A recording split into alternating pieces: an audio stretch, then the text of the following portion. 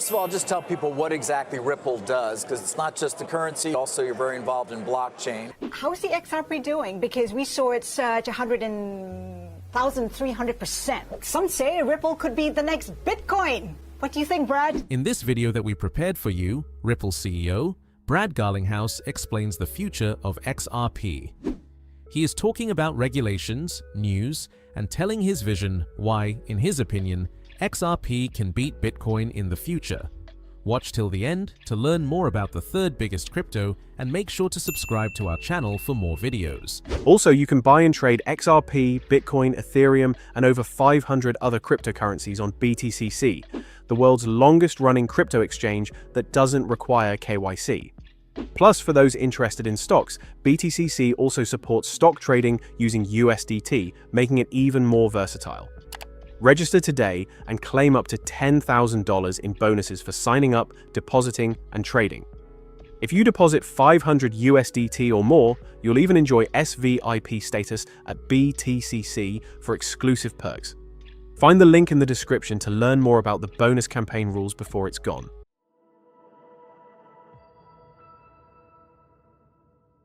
So Ripple sells a blockchain technology to banks and payment providers and other financial institutions to do real-time settlement between banks. If you and I decided we were going to send $10,000 to California today, the fastest way for us to do it would be to drive to the airport and fly it there.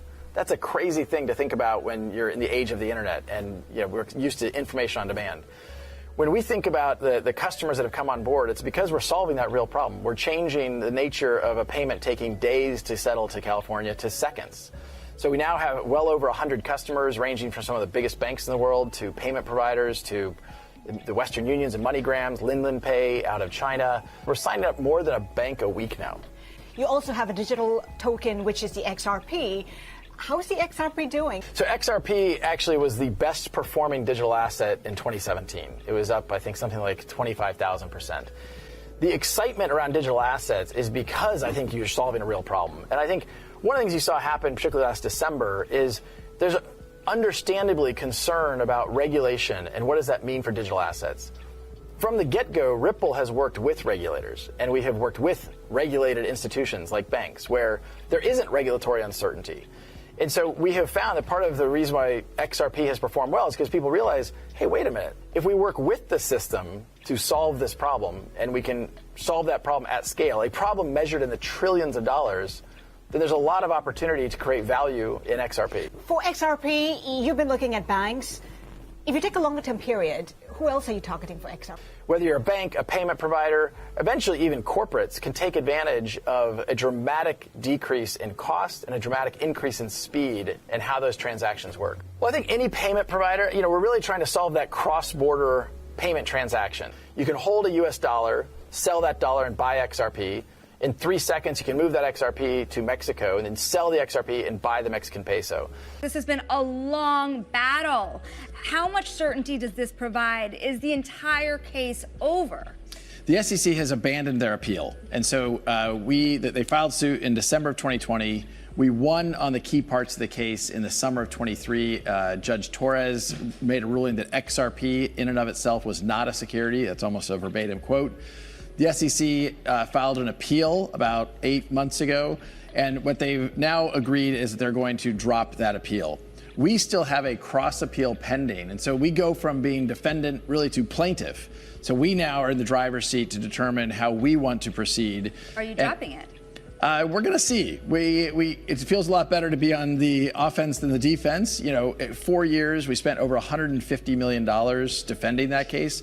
Not just for Ripple, but for the whole industry. I think it was really important that this SEC, the Gensler SEC, was really trying to bully and continue lawfare, filing lawsuits and lawsuits and lawsuits against crypto companies. That's over now, and I think that's great for the U.S. crypto industry and frankly great for crypto at large. It was important for us, for really the whole XRP community, for them to know that the case is over. For all intents and purposes, the case is over. The SEC is no longer pursuing this. So to the extent you have confidence for an ETF, for example, where does that confidence come from and what kind of timeline do you see it happening on? So I have immense confidence on the ETF. I think there's 11 different filings pending with the SEC to launch ETFs, from everybody from Bitwise to Franklin Templeton and a whole bunch of people in between. I think those will be live in the second half of this year. We have seen, even outside the United States, you have live ETPs. And at a time when a lot of outflows are exiting some of the crypto ETFs, you're seeing inflows into XRP.